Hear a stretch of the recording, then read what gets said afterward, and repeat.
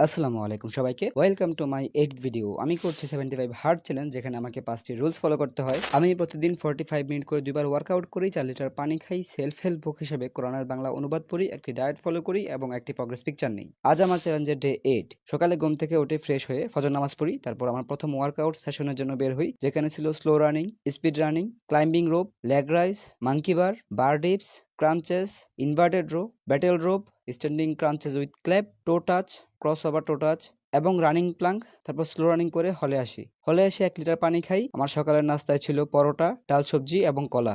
আজ আমি কোরআন থেকে পড়ি 11 নম্বর সূরা, সূরা আল হুদ, আয়াত 6 এ আল্লাহ তাআলা বলেছেন, আর ভূপৃষ্ঠে বিচরণকারী কোনো প্রাণী এমন নেই যে যার রিজিক আল্লাহর জিম্মাদারিতে না রয়েছে। তিনি জানেন কোথায় তারা থাকে এবং কোথায় তারা সমাপিত হয়। সকল কিছুই সুস্পষ্ট কিতাবে লিপিবদ্ধ রয়েছে। আমার সেকেন্ড ওয়ার্কআউট সেশনে ছিল jumping jack, sit ups, different types of crunches, Russian twist, plank, different types of push আপস।